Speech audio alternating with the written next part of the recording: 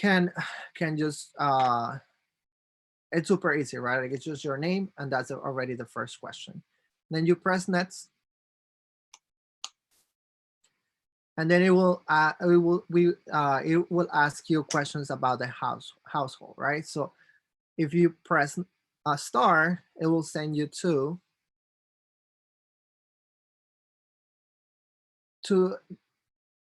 know, like, enter the amount of people living in the household, right? So including yourself, they will ask you how many people are living on that address, right? Like in this case, we're gonna put 2 because it's only 2 people living in that house. So after you put the number of people living there, you press next. So as many of you know, in 2010, there was a lot of babies and minors who were not registered on the census. And this is why the census wants to ensure that they put a reminder for you all, right, or for people in the community, that they should include people who are, you know, nephews who are living in the house, babies who are living in the house, any person that lives in that house. They just want to make sure that they're included, right? So this is why they ask this reminder, and they put this reminder on the questionnaire, because they want to know if there's someone else besides the people that you already included on your first initial question, right? So they share with you, like, the only people that are living right now in this household are 2, which is Maria Fulanita and Tony Smith. If there's not additional people that you can think of it, you can just press next. And now they want to also know what is this the type of house or house unit that you're living in, right? So they will give you 4 options. One is it's your property, but you're still paying the mortgage. Then the second option is like you are the owner of the house, but you have paid completely your mortgage, so you're out of debt. Or third option is that you are renting, which I think many of our community members will put, right? They rent an apartment, or they rent a house. Um, so in this case, we're gonna put the third option, but obviously there's a fourth option, which is they are living in the apartment, but they're not paying rent, right? Which is folks probably living on on a Section 8 house, which we know that it's no longer available to the public, but there are still people living who applied back in the day. So, but for the sake of this presentation, we're gonna use that. We're gonna put that people are renting on the house right now. So once you put that, it will send you to the next question, which so far at this point we're already halfway through the census questionnaire. So now they want to know like who's living in that house, right? So now they're gonna they're gonna ask questions about the people living in the household. So we're gonna start with Maria. So if we start with Maria, it will send us to select the sex of this person, right? And as we know, this is a tricky question, particularly for folks in the LGBTQ community, because it's not inclusive at all, right? And this is a problem that we need to address. Unfortunately, it won't happen on this census, but it will hopefully will happen in the 2030. And this is why we need to make sure that we advocate for the census to be more inclusive, right? So for now, we've been talking to advocates, and we've been telling folks, like, just feel free to fill out this question as much as possible, as like whatever you feel comfortable filling it out. Unfortunately, on the website, it doesn't allow you to skip the question, but on the paper form, you can just not respond, right? But again, like, we don't know how many questions the census will say, oh, if you don't fill out 3 out of the 10 questions, we won't count your response. So again, we ask folks to be um, respectful and answer this question as much as they can. In this case, Fulanita is, or Maria Fulanita, it's a female. So we're gonna put nets. After that, they will ask you to enter the date of birth. Once you put your date of birth, in this situation, we put in February 14, 1960. And at the end, I mean, it will show you that that person is 60 years old, right? So once we fill out the date of birth, it will send you to the next question. So now they want to know if this person is Hispanic, is a person is not Hispanic, right? They will say, no, I'm not a Hispanic, which is the first box. Or in the other case, if the person is it's Hispanic origin, they can put, yes, I am Mexican, right? Or Mexican American or Chicano. But that if that's not the case, they can be like, oh no, I'm actually Latinx or Hispanic, but I am Puerto Rican. They can put the third option. If they're like, no, I'm not either Mexican or Puerto Rican, I'm Cuban, they can put Cuban.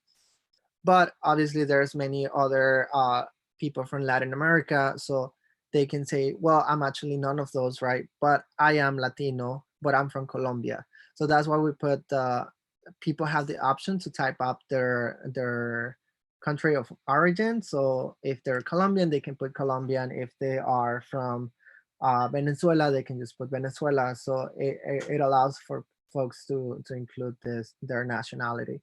And again, this is because this was fought for by many organizations for this question to be included, and this is why the Hispanic question was included in this census, right? So if we select that right now that this person is Colombian, we go to the next question.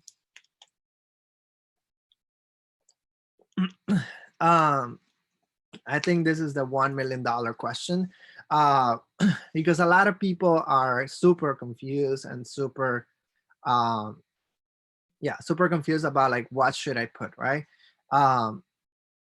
And to give you a sense, like, it's been super hard to tell my folks, well, put certain it has been hard to tell my people, right? Like, well, put indigenous, but also like people don't identify with the indigenous community, not necessarily because they don't want to, but because they're not like, they don't feel comfortable, right? So as you can tell in this screen, there's white, right, which is the race. And for the first time, the census is asking, all right, you're white, but where specifically, right? And that's why they also give options for the first time. If they're from Germany, they're from Ireland, they're from like Italy. So people have to respond to that question.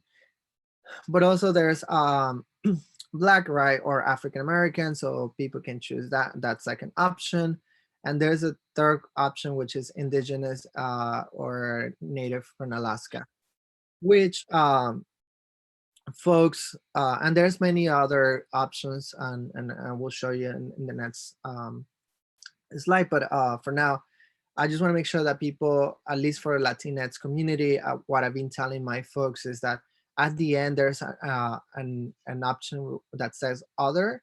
People have just been putting their mestizo, which is a mix, right, of Spaniards with people that were born in the Americas. So it's just, or other folks had just been putting like, oh, Mexican or Ecuadorian.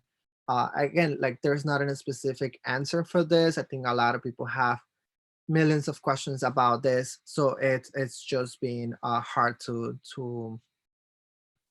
answer this question. But again, a lot of people don't identify with white, so they just put indigenous, or again, other, which is it could be mestizo, right? So after you select one of those,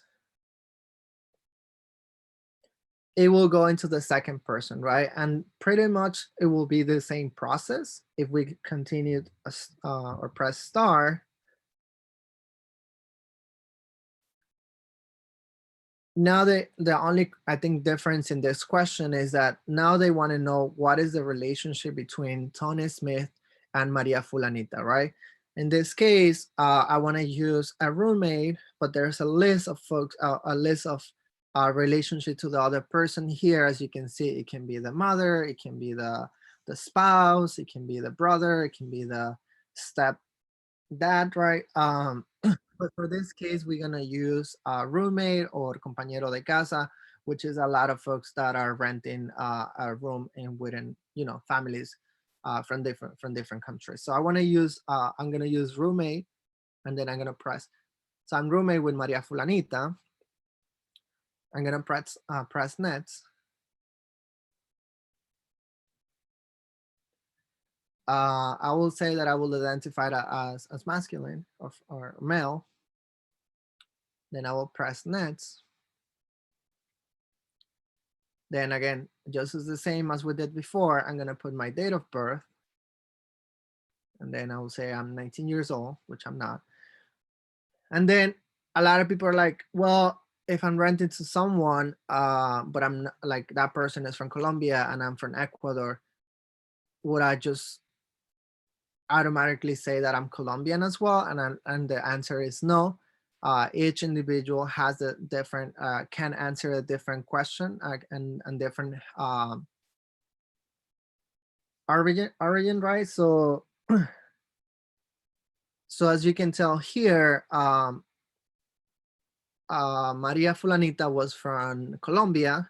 In here, I can identify myself as Mexican, right? So in here, I'm gonna select I am Mexican, or Mexican American or Chicano, one of those three categories. So I will press yes. So automatically will say that I'm not longer Colombian, right? I'm my own self. And then here, and then on race, again, the question, I will select that I'm alguna otra, which other, and I will just put mestizo again. Other people had just put Mexican, Ecuadorian, whatever they feel comfortable. After that,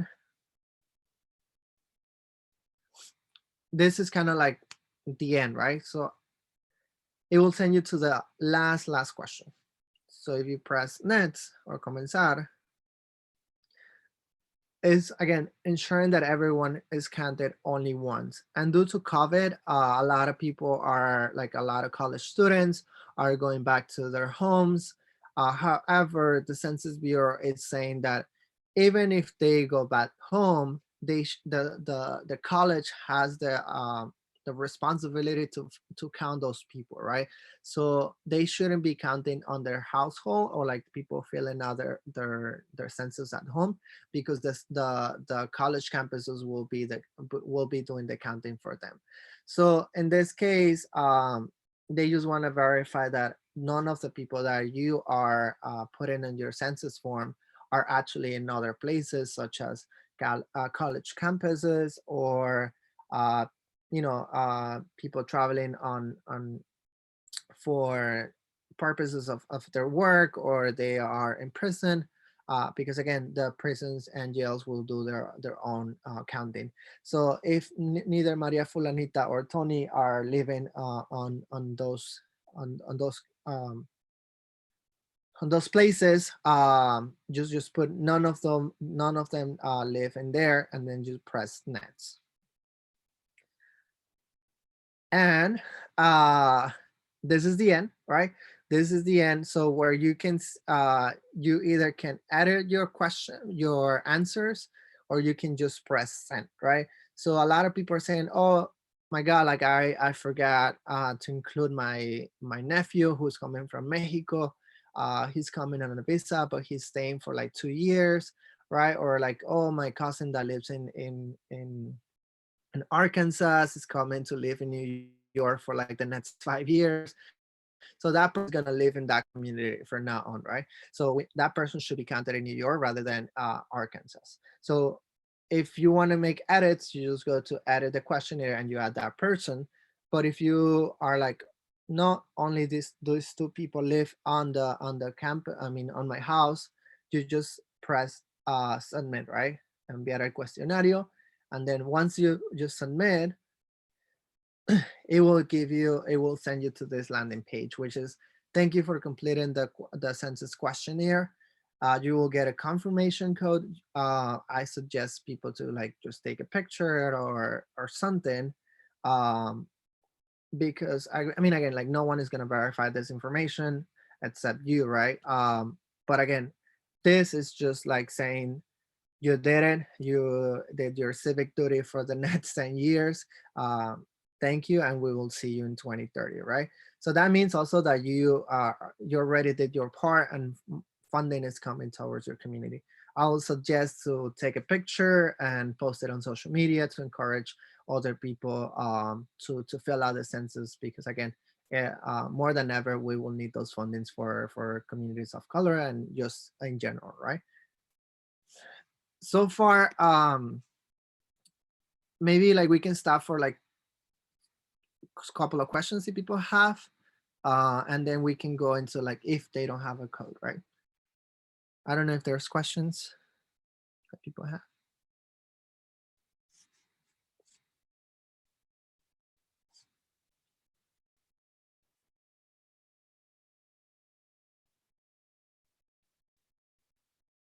Maybe not.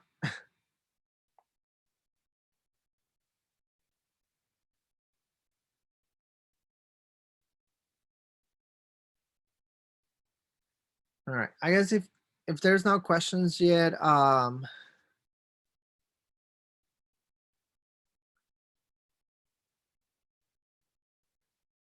can we use the census taking as an advocacy tool? Well, something that I've been telling folks, right? Many of the programs that we run within our communities depends on the response on the census. So let's say if you are providing English classes, right? Many of the funding comes from Washington, D.C. When we talk about transportation, most of the funding that comes towards our communities, it's because we've, based on the population that live in those communities, right?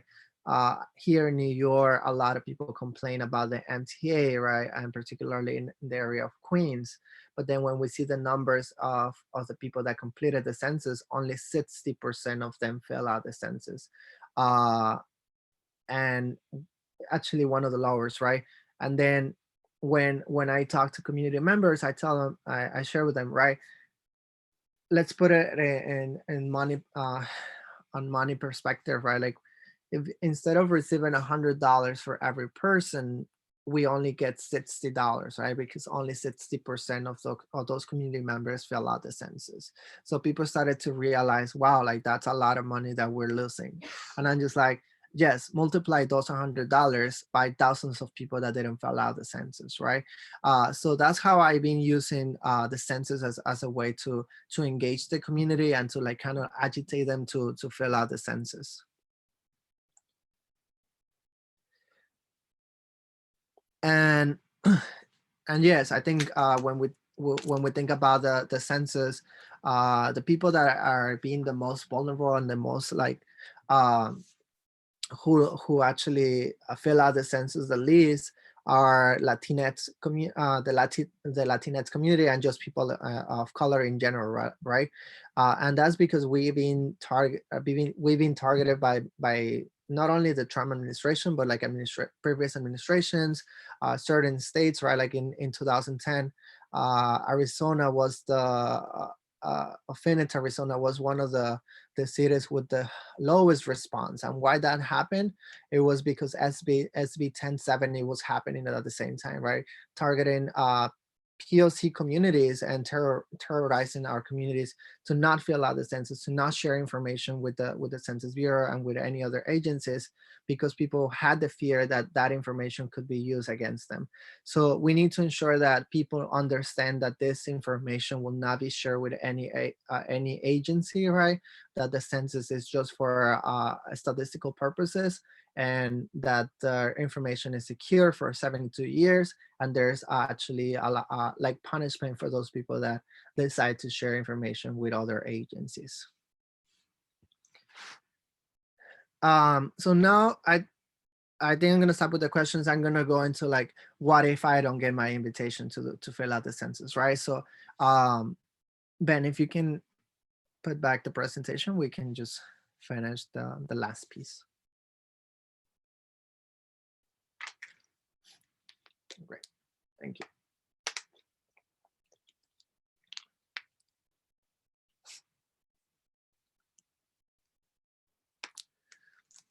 So a lot of people are like, well, I haven't received my census form. Does that mean I cannot fill out the census? The answer is, don't worry, there's still ways for you to fill out the census. It's a little bit different, and we will guide you through. So if we go to the landing page, let's,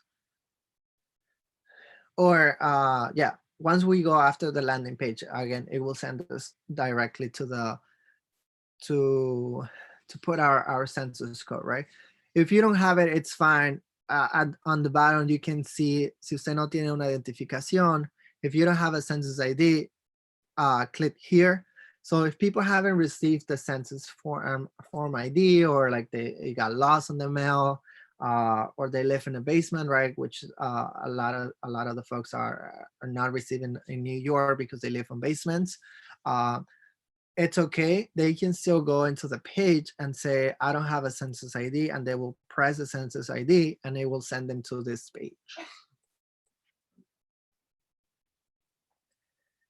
Right. All right. So people are like, people will have to respond that they live, whether they live in the US, whether they live in Puerto Rico, or they live in another place that belongs to the US. In this case, we're gonna put that they live in the US, right? We're gonna press next. And the only difference in here is that they will ask us to write our address, right? So in this case, I'm gonna use 501 Grove Street, Brooklyn, New York, 11237, and I will be the one entering my address. So after I put that,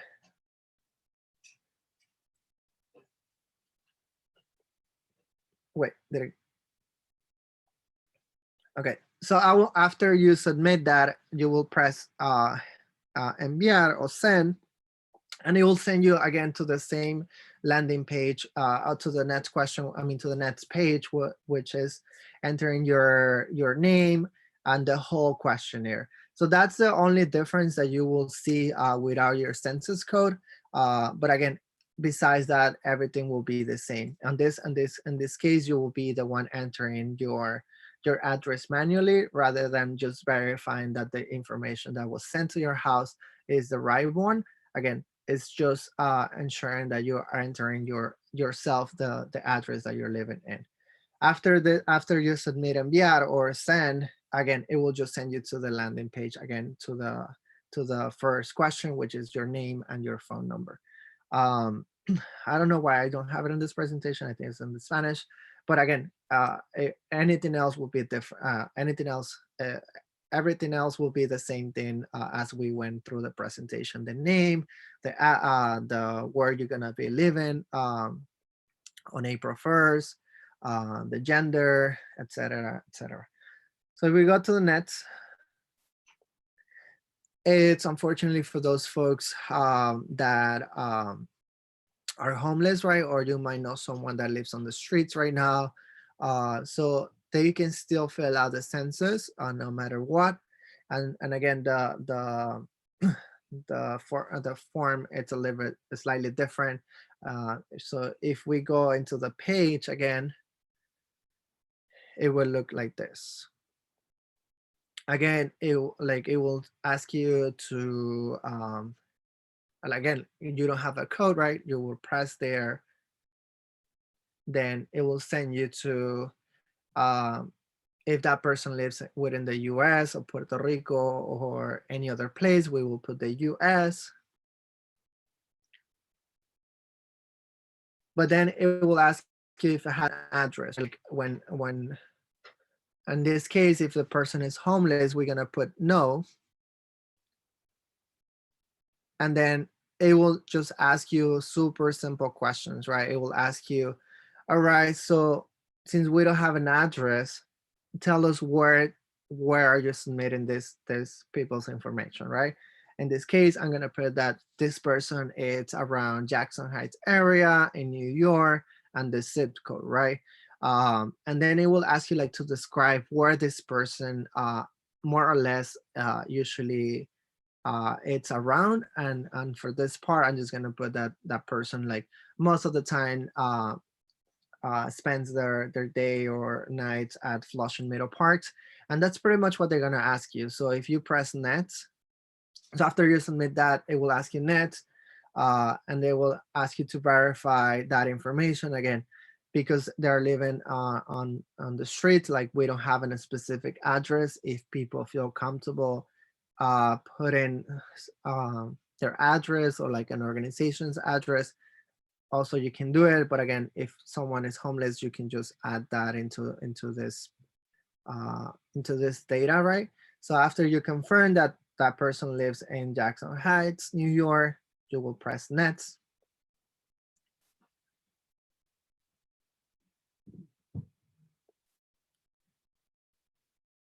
Yeah.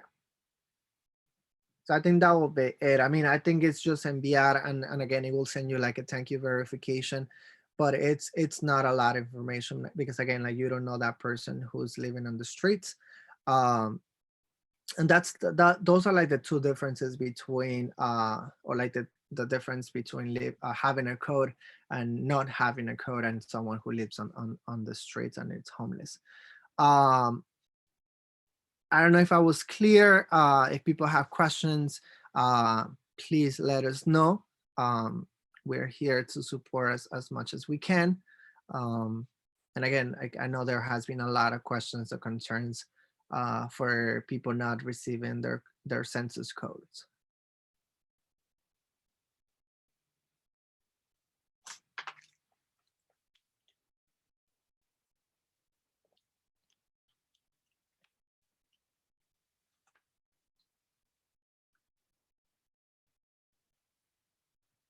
Great. Carol, do you have any questions?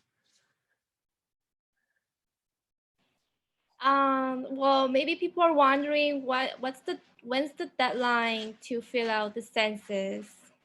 Awesome. Yeah, very important. So as you know, due to coronavirus, a lot of the work that we've been doing has shifted, right? And now even the census have shifted their guidelines on how to approach people. As many of you know, a lot of census takers were starting or were supposed to start their work 2 weeks ago. Now it's been shifted 2 weeks later. Now again, it got shifted 2 weeks again. So now the new deadline for census is August 14. So we will continue to do the work, right? We don't know what's going to happen in the next few days. Unfortunately, coronavirus keeps spreading across the country. So we know that this is not going to stop anytime soon. But our job must continue, right? And we need to ensure that those community members, not while they are home, they fill out the census, whether it's via internet or via phone, or via paper form, right? They have multiple ways. But again, I don't think the census takers are going to go into people's home anytime soon. I think it's important also for folks to know that if someone comes into your door and tells you that they are part of the Census Bureau, report them immediately to organizations like Make the Road, CPD, uh, Firm, United We Dream, because we want to make sure that we take those scams potentially, and try to work into solutions, and hopefully no one has to go through that experience. But again, the new deadline for census is now August 14. What happens if, let's say, I don't have certain information? Can I leave part of the questionnaire blank or empty and skip those, I guess, and submit it that way? Yeah, well, again, as I mentioned, on the website you cannot escape questions. It wouldn't allow you to proceed. But if you want to do it over the paper form, I mean, there's no way that you can. I mean, you can skip questions, right, if you don't feel comfortable.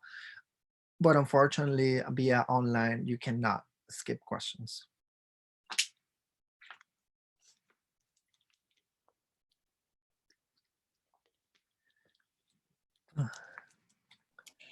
What if I rent a room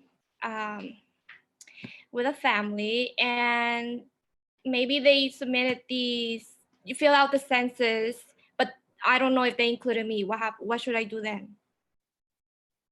Right, good question. And and I think that's something that is happening right now. A lot of people are saying, "Well, my landlord already did the census, and I think he included me on the census." And I'm just like, maybe not.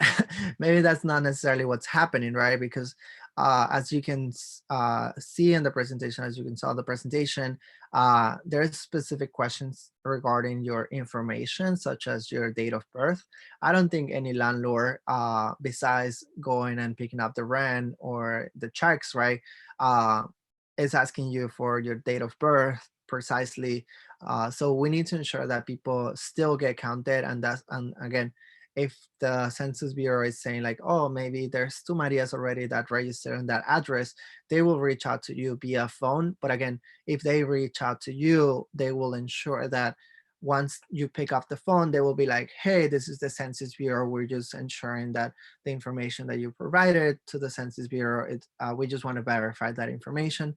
Again, they will never reveal any information. They actually reach out to me to verify my address because, again, I live in a basement, and they were like, oh, it seems that you fill out the census. They explained to me like what title 13, that the phone call was going to be recorded for, security purposes. But again, they didn't share any, like, they didn't tell me like my address. They asked me like, what is your intersections around your house, and I just shared with them. I was super I mean, it was super chill, I guess, and it was super safe for me to share that information. But again, if if you haven't personally fill out the census, you should fill it out, regardless if someone already said that they did it for you. Like, again, there is information that you own, like you are the only one who knows that information, and again, that's why you should fill out the census again.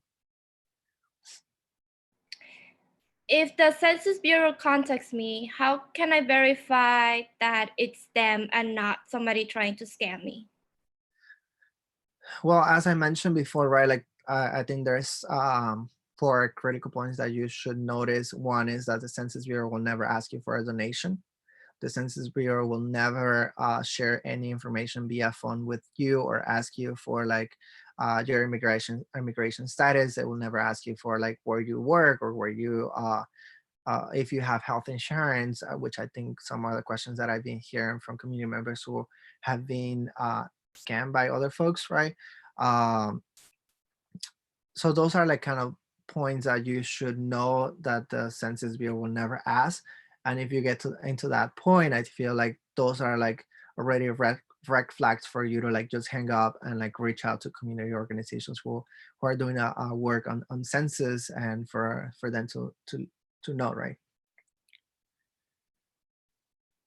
And again, I say that because a lot of people, or we know that sometimes police is not necessarily the most friendly organization to reach out to, right? So we want to make sure that people feel comfortable sharing that they are being part of on a scam, but also like they feel safe. So we want to make sure that they reach out to community organizations first, but not necessarily the police department first.